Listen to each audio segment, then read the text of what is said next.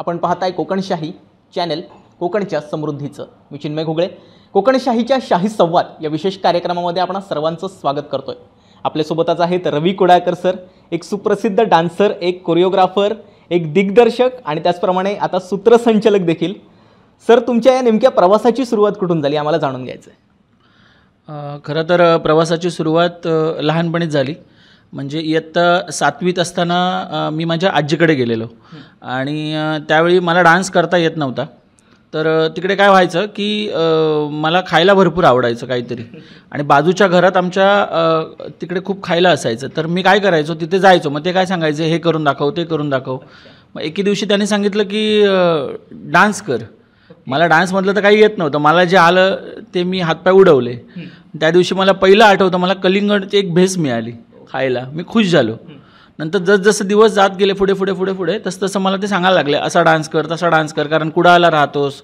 माझ्या आजीचं गाव आरोस, म्हणजे सावंतवाडीच्या एकदम आतमध्ये गावामध्ये. त्यामुळे त्यांना ते खूप भारी वाटायचं, शहरात राहतो कुडाळात, मग काहीतरी चांगलं करून दाखव. मला येत नव्हतं काही. आणि त्याच्यानंतर मग हळूहळू आवड निर्माण झाली. मग मी मला वाटतं 8वीत 7वी 8वीच्या त्याच दरम्याने माझा पहिला डान्स कोळी डान्स. आणि त्यावेळी मी डान्सच्या पहिल्या क्षेत्रात आलो. म्हणजे एक लोकल कार्यक्रम होते त्यामधून. आणि त्याच्यानंतर हळूहळू प्रवास सुरू झाला. सर, पण म्हणजे तुम्ही शालेय शिक्षण घेतानाच प्रॅक्टिस सुरू केली असेल. सर, तर खूप मेहनत यासाठी घ्यावी लागते. पण शाळेचा अभ्यास आणि हे एकदम कसं काय साध्य केलं तुम्ही? त्यावरनं मोठी स्टोरी आहे खरं तर. कारण मला वाटतं मी 8वीत गेल्यानंतर मी ठरवलं की आपण काहीतरी याच्यात शिकलं पाहिजे. पण त्यावेळी तेवढीशी घरची परिस्थिती पण नव्हती. आई वडील दोघी घरीच आणि शेतीच करायची, त्यामुळे तेवढंसं पॉसिबल नव्हतं. त्यामुळे ठरवलं की आपणच काहीतरी बघायचं. मग आमच्या बाजूला एक प्रॅक्टिस चालायची, त्यांचा ग्रुप होता. मग मी हळू चोरून चोरून त्या खिडकीतनं बघून ते येऊन सगळं घरी करायचो. आणि असं करता करता मला एक त्याच्यात आवड निर्माण झाली. आणि एके दिवशी त्यांनी मला बघितलं की मी ते बघतो आणि घरी जाऊन करतो. त्यांना समजलं, म्हणून त्यांनी मला बोलून घेतलं. मला वाटलं आता ओरडा पडतील, पण त्यांनी मला घेतलं ग्रुपमध्ये. मला खूप आनंद झाला. पण मी एकदम सगळ्यात लास्ट नाचायचो. पण तेवढाच आनंद होता.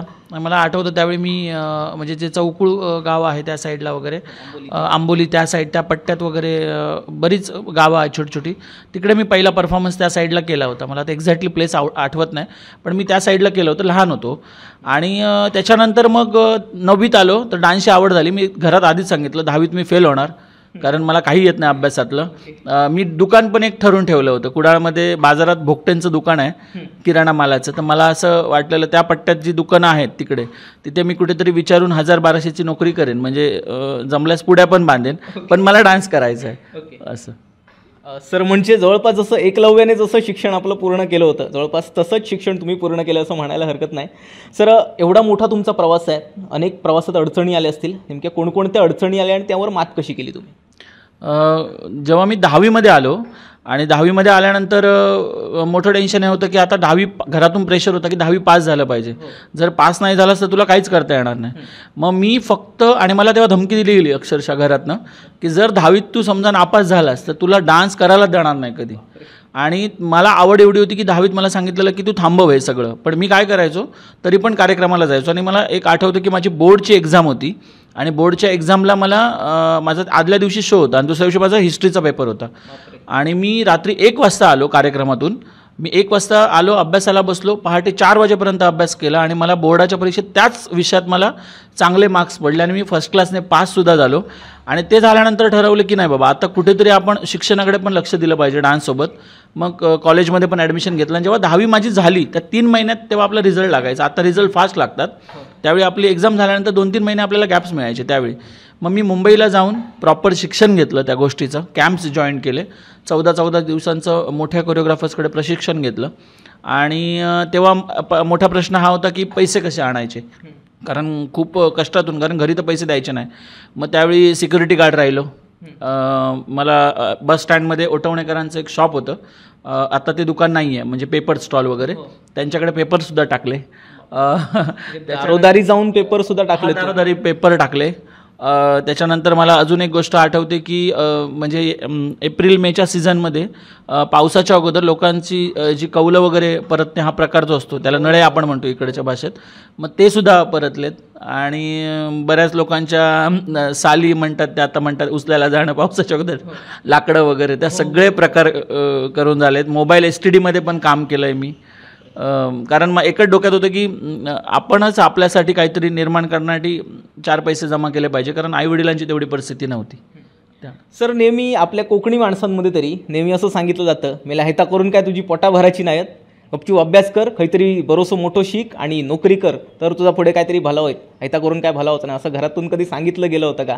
आणि असं सांगितलं असेल तर त्यांना समजावलं कसं नेमकं तुम्ही? हे खूप वेळा झालं, कारण घरामध्ये जे मोठे काका आहेत ते जॉबला, त्याच्यानंतर म्हणजे तिन्ही काका होते, एक काका एक्सपायर झालेले त्यावेळी मी लहान असताना, आणि ते सगळे जॉबला होते, गव्हर्नमेंट जॉबला, आणि माझे बाबा फक्त शेती करायचे. आणि मी 10वीत असताना नेमकी त्यांची म्हणजे आरोग्य त्यांचं खूप बिघडलेलं, म्हणजे आजारी होते ते, आणि तब्बल त्यांना एक 52 सलाईन चढवलेले. आणि त्याचवेळी मी हे सगळं करत होतो, त्यामुळे घरातनं अजून विरोध होत होता की वडिलांची परिस्थिती बघ, आईची परिस्थिती बघ, काय करतोयस तू, हे सगळं सोड, बंद कर, खूप प्रेशराईज होत होतं. पण मी तेव्हा सांगितलं की मला म्हणजे करायचं आहे, मला आवड आहे. आणि जेव्हा मी माझं शिक्षण पूर्ण करत गेलो, म्हणजे 12वी FY SY TY, तेव्हासुद्धा हे लेक्चर ऐकूच होते की डान्स करू नको, सोडून दे विषय, हे सगळं बंद करून टाक. इव्हन मला एवढं पण आठवतं की ज्यावेळी मी मला स्वतःला उभा म्हणजे वर आणण्याचा प्रयत्न करत होतो, कोण नव्हतं सोबत, तेव्हा मला असं आठवतं की आपलं रोटरी क्लबचं जे आता फेस्टिवल होतं, त्या फेस्टिवलला मला डान्स करायचा होता आणि माझ्याकडे कपडे पण नव्हते. तर मी बुधवारच्या बाजारामध्ये 80 रुपयाला टी-शर्ट घेतलेलं, मला अजूनही आठवतं, येलो कलरचा. आणि भोगट्यांचं जे फटाक्यांचं दुकान आहे तिकडे मी तो टी-शर्ट घेतला होता विकत, आणि मी ते टी-शर्ट घेऊन खूप आनंदात गेलो होतो की मला आता डान्स करायला देते रोटरीकडे. पण त्यावेळी कसं व्हायचं, रोटरी क्लबचं नाव एवढं मोठं की तिकडे डान्स करण्यासाठी तुम्हाला आधी त्यांना नावं द्यायला लागायची, परमिशन घ्यायला लागायची, तेवढं पॉसिबल नव्हतं. मग मला आठवतं 3 दिवस मी तिथेच उभा होतो रोटरी क्लबच्या त्या पायरींकडे, तेव्हा ते 2-3 दिवसांचं व्हायचं. मग मला डान्स करताच नाही दिला तिथे, आणि मी संध्याकाळी 7 ते 10, 11, 12 वाजेपर्यंत तिथेच उभा. पण तेव्हा ठरवलं की आपण अजून कुठेच नाही आहोत, आपल्याला जर हा रंगमंच गाठायचा आहे किंवा कुठेतरी जायचं आहे तर आपल्याला काहीतरी स्वतः बनवून दाखवलं पाहिजे. सो त्याच्यानंतर मग विरोधातून खूप गोष्टी करत गेलो, शिकत गेलो, सगळं करत गेलो. आणि जेव्हा माझं ग्रॅज्युएशन झालं, त्या ग्रॅज्युएशन नंतर ठरवलं की नाही, आपण स्वतःचं अस्तित्व निर्माण करायचं. ॲक्च्युली सगळ्यांना एक सांगतो गोष्ट की माझे काका जेव्हा एक्सपायर झाले तेव्हा त्यांना गव्हर्नमेंट जॉबला होते ते आरोग्य खात्यामध्ये, तर त्यांनी मला वारस म्हणून लावलेलं खरं तर. आणि मला तो गव्हर्नमेंटचा जॉब होता, पण मी ठरवलं की नाही, माझ्या मनात आधीपासूनच डन होतं, एक 9वी 10वी 8वी 9वी 10वीपासून, की मला ह्या क्षेत्रातच करिअर करायचं आणि मी या क्षेत्रातच करिअर करणार. सो मी ते नाकारलं, मी नाही गेलो तिथे. मला अजूनही म्हणजे त्याच्यावरून बोलायचे, पण TY झाल्यानंतर, डान्स क्लास घातल्यानंतर 1-2 वर्ष मी क्लास घेतला आणि मुलांचं तेवढासा रिस्पॉन्स येईना, म्हणून मी ठरवलं की आता हे सगळं बंद करायचं. आणि ज्या वर्षी ठरवलं बंद करायचं त्याच वर्षी देवाने अगदी मुलं पाठवली जास्तीत जास्त, आणि 40 मुलं माझ्याकडे आली. मग देवाने ते बंदच करू दिलं नाही आणि मला हा वरती क्लास ओपन करावा लागला. अगोदर याच बिल्डिंगमध्ये लास्ट फ्लोअरला माझा क्लास होता. यशाचं आजवरच्या श्रेय कोणाला द्याल नेमकं? यशाचं श्रेय देईन आमच्या इथेच एक ऑर्केस्ट्रा असायचा छोटा, त्यांचं नाव आहे सदा कुडाळकर म्हणून. तर त्यांचे तेव्हा छोटे छोटे असे कार्यक्रम्स व्हायचे सिंधुदुर्गमध्ये, समुद्राच्या किनारी वगैरे असे. आणि मला आठवतं एकदा मला त्यांनी ह्याला कोल्हापूरला केशवराव भोसले जो मोठा नाट्यगृह आहे तिकडे पण मला ते घेऊन गेलेले. सो तेव्हा मला त्यांनी जर त्या संध्या दिल्या नसत्या तर कदाचित मला कळलंच नसतं प्रोग्रॅम्स काय, शो काय. कारण मी शिक्षण घेता घेता त्या गोष्टी पण करत होतो. प्लस माझ्यासोबत जी मुलगे होते किंवा मुली होते त्यांनासुद्धा शोला घेऊन, म्हणजे अगदी वय लहान होतं, मला वाटतं मी 11वीत 12वीत वगैरे असं असेल त्यावेळी. आणि दुसरी गोष्ट, एक बाबावर्धन थिएटरमध्ये आचरेकर सर म्हणून आहेत, अजूनही ते तिथे काम करतात. तर त्यांनी मला एक गोष्ट सांगितली होती की जर तुला याच्यात करायचं आहे तर आधी ते शिक. तू डायरेक्ट करायला गेलास किंवा तुला जर माहितीच नसेल की काय करायचं आहे तर तू कसं करशील. मग ते मला प्रोत्साहन मिळालं म्हणून मुंबईमध्ये शिक्षण घेतलं. आणि दुसरी गोष्ट की त्याने मला सांगितलं की नेहमी आरशासमोर उभा राहा आणि स्वतःला जज कर की तू अजून कुठे आहेस. त्यावेळी तुला स्वतःला कळेल की तुझी जागा कुठे आहे ती. आणि मला समजलं. एक सीन असा पण घडला होता की मी SRM कॉलेजला होतो आणि मला सर बोलले होते की डान्स बसव. म्हणजे ह्या गोष्टी माझ्या क्लासच्या मुलांनासुद्धा माहिती नाहीत, आज फर्स्ट टाईम तुमच्यासमोर सांगतोय. तर मला सर म्हणाले की तू डान्स बसव. आणि त्यावेळी कुडाळचा एक मोठा ग्रुप, नाव नाही घेणार, सगळे ते आता माझ्यासोबतच आहेत, ते बसवायचे, पण अनायसे ते माझ्याकडे आलं आणि मला तेवढंसं जमलं नाही, कारण माझी सुरुवात होती. तर त्यावेळी मला ते त्यांच्यातील काही कलाकार मला बोलले होते की आपल्याला जे जमत नाही ते आपण कशाला करावं. मग पण मी उत्तर दिलं नाही तिथे. तर मी ठरवलं की बरोबर आहे, कारण ती माझी शेवटी माझी जागा अजून खूप खाली आहे, कारण मला खूप वरती जायचं आहे. सो मी यांना उत्तर देण्यापेक्षा मी याला काहीतरी करून दाखवलं पाहिजे. म्हणजे सचिन तेंडुलकर सारखं कृतीतून उत्तर दिलं. नक्कीच. म्हणजे सचिन तेंडुलकर खूप मोठे आहेत, त्यांच्यापेक्षा मी खूप लहान आहे. पण ही गोष्ट घडली की जेव्हा ते ऐकलं कानावरती, म्हटलं की काहीतरी बनायचं, प्रॉपर शिक्षण घेतलं. आणि मला एक सांगायला आवडेल की ज्यावेळी मी ते शिक्षण घेतलं त्याच्यानंतर ज्यांनी मला बोलले होते ना, तेच मला स्वतः जजिंगला घेऊन जात होते की रवी आमच्यासोबत जजिंगला असेल, आम्हाला तुझी गरज आहे म्हणून. यश म्हणजे दुसरं काही नाही म्हणतात ते, असं म्हणायला हरकत नाही. नक्कीच नक्कीच नक्कीच. आणि सगळ्यात महत्त्वाचं म्हणजे कुडाळची जी लोकं आहेत त्याने खूप साथ दिली. म्हणजे एक नाव घेतो, ज्यावेळी माझ्याकडे हा डान्स क्लास नव्हता तेव्हा बिरजे मॅडम आहेत, म्हणजे कन्स्ट्रक्शनचे जे बीजे कन्स्ट्रक्शन आहे त्यांच्या मिसेस, तर त्यांनी मला खूप सपोर्ट केला जागा देऊन. आणि त्याच्यानंतर इथेच बाजूला फेमिना पार्लरच्या मॅडम आहेत रश्मी निंबळेकर, त्यांनीसुद्धा खूप सपोर्ट केला मला ह्या गोष्टीसाठी की बाबा तू कर. आणि तेव्हा झालेलं कसं, नेमका मुंबईवरून शिकून आलेलो आणि सवय झालेली तेव्हा सँडोवर राहायची, वरती जॅकेट घालायची आणि शॉर्ट्स घालायचे, आणि मी एअरफोन लावून वगैरे क्लासला यायचो शिकवायला. तर ते मला नेहमी सांगायचे असं राहू नकोस, कारण हे गाव आहे, पटकन तुझ्याकडे बघण्याचा दृष्टिकोन वेगळा होईल पालकांचा. मग त्याने मला सांगितल्यानंतर माझं राहणीमान साधं झालं, पण त्याचा फायदा झाला मला की बरेच. आणि आत्ता पण क्लासमध्ये 95% मुली आहेत आणि मुलगे 5% आहेत. याचा अर्थ पालक विश्वासाने मुलींना पाठवतात असं. सर, आजवरच्या प्रवासामध्ये नेमके कोणकोणते अनुभव आले तुम्हाला, चांगले आणि वाईट? पहिल्या आधी वाईट अनुभव सांगतो. वाईट अनुभव असे आले की एक वेळ असा होता की मला स्वतःला डान्स पण येत होता करायला, आणि आपल्या सिंधुदुर्गामध्ये त्यावेळी सिंधू महोत्सव व्हायचा, आपल्याला माहिती असेल. आणि त्यावेळी काय व्हायचं की मला डान्स करायचा असायचा तिथे, पण ते शक्य नव्हतं. मग तिथे मी ना, म्हणजे मला फक्त ते बघायचं होतं की कसं असतं, किती लोक येतात, किती स्टेजवर परफॉर्मन्स करतात, म्हणून मी सिक्युरिटी गार्ड झालेलो तिथे. म्हणजे भलेही काही करायचं नाही, पण मला ते बघायचं आहे. म्हणजे माझी इच्छा होती की मला जाणून घ्यावं लागेल आधी काय असतं. मग त्यावेळी मी अभिजित सावंत वगैरे जे सगळे आलेले ना त्यावेळी इंडियन आयडलचे वगैरे, त्यांना मी जवळून पाहिलं, कारण मी सिक्युरिटी गार्ड होतो, म्हणजे VIP कोणी नव्हतं की जवळून पाहायला. त्याच्यानंतर मिका सिंग आलेले, त्यावेळी मला एका व्यक्तीने, त्यांचं मी पुढे नाव घेणार आहे, त्याने मला त्यांच्यापर्यंत पाठवलेलं त्यांच्यासाठी काहीतरी खायला देण्यासाठी, पण ती भेट होऊ शकली नाही. मी गेलो तिथपर्यंत पण भेट होऊ शकली नाही. मग सुनिधी चव्हाण आलेले आहे, मग त्यावेळी मी तिथेच होतो, म्हणजे मी सांभाळत होतो सगळं बॅक साईडला, एक सिक्युरिटी गार्ड जसं सांभाळतो त्यासारखं असं. सर, मी इयत्ता शाळेत 8वीत 9वीत वगैरे होतं तेव्हापासून पाहतोय, म्हणजे तेव्हा तुमचा जो फिटनेस होता तो आता जवळपास 15 वर्ष झाली, तेव्हा जशी दिसत होता आताही तसेच दिसतंय. नेमकं फिटनेसचं रहस्य काय तुमच्या? नाही, ॲक्च्युली फिटनेसची पूर्ण वाट लागलेली माझ्या. कारण मी कॉलेज लाईफमध्ये असताना खूप छान होतो, आणि नंतर मग जसजसे कार्यक्रम वाढायला लागलेत तसतसं जेवणाचा टायमिंग बदलला, आणि त्याचा परिणाम संपूर्ण बॉडीवरती झाला. आणि मला दिवसाला मी आता, कारण ही मुलाखत बरेच जण बघतील त्यामुळे ते बोलत नाही, पण कोल्ड्रिंक्स तितकंसं चांगलं पण नाही, आणि मी दिवसाला 8 कोल्ड्रिंक्स प्यायचो. त्याचा परिणाम माझा पूर्ण बॉडीवरती झाला, आणि मग जाणवायला लागलं की नाही बाबा, हे कुठेतरी थांबलं पाहिजे. तर मग 4-5 वर्षामध्ये मी जरा थोडं लक्ष दिलं स्वतःकडे, आणि माझी भरपूर बॉडी होती मी खूप कमी केली. म्हणजे माझे काही जुने फोटोज पण आहेत, त्याचे स्वतःला बघितलं की हसायला येतं असं. तुमच्या आयुष्यातला नेमका टर्निंग पॉईंट तुम्ही कोणता मानता? खूप मस्त प्रश्न विचारलात. ॲक्च्युली टर्निंग पॉईंट माझ्या लाईफमध्ये ज्यावेळी माझ्या लाईफमध्ये सुनील बोगटे आले. कारण असं म्हणतात की कोणताही तुम्ही जर एखादा इव्हेंट घेताय किंवा तुम्हाला पुढे जायचं आहे तर तुमच्या पाठी गॉडफादर हवा. आणि असंच मी एक गॅदरिंग घ्यायचं ठरवलेलं, मला आठवतं सिद्धिविनायक हॉलमध्ये. आणि त्याच्या अगोदर गॅदरिंग्स घ्यायचो मी, पण ती छोटी छोटी गॅदरिंग्स होती. आणि सिद्धिविनायक हॉलमध्ये गॅदरिंग जेव्हा मला घ्यायचं झालं तेव्हा मला सडनली माझी सुनील बोगटेंशी ओळख झाली. मला माहीत नव्हतं कोण आहेत, मला एकाने ओळख करून दिली, हे इकडचे असे आहेत तर ते तुला मदत करतील. जेव्हा मी काकांना पहिल्यांदा भेटलो तर मला काका बोलले, रवी टेन्शन घेऊ नकोस, गॅदरिंगचं बजेट होतं 25,000. सुनील बोगटेंनी मला स्वतःहूनच म्हणजे एका ठिकाणी बघून ते सगळं बजेट मला करून दिलं.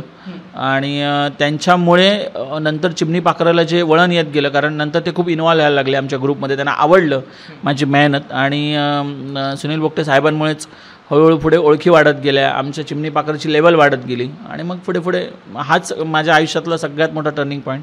आणि एक गोष्ट अशी झाली की जेव्हा सुनील बोगटे माझ्यासोबत आले तेव्हा माझे आईवडील, माझ्या घरातले हे सगळे लोक पण मला सपोर्ट करायला लागले नंतर. कारण एवढा माणूस हा जर बाहेरचा, आणि कुडाळात पण खूप लोकांना प्रश्न पडला होता की ना हे यांचे कोण लागत आहेत, आणि सुनील बोगटे हे वेगळेच व्यक्ती आहेत, सामाजिक कार्य. त्याने मला आठवतं की पंचायत समितीचे ते सभापती पण होते. त्या माणसाने मला मदत करणं ह्याचं उत्तर मला अजूनही सापडलं नाही आहे की ते मला मदत का करतात एवढी. पण त्यांनी मदत केल्यानंतर खूप फरक पडला आयुष्यात आणि ह्या डान्स फील्डमध्ये खूप खूप फरक पडला त्यांच्यावर. सर, डान्सचे नेमके कोणकोणते फायदे आहेत, शारीरिक आणि मानसिक?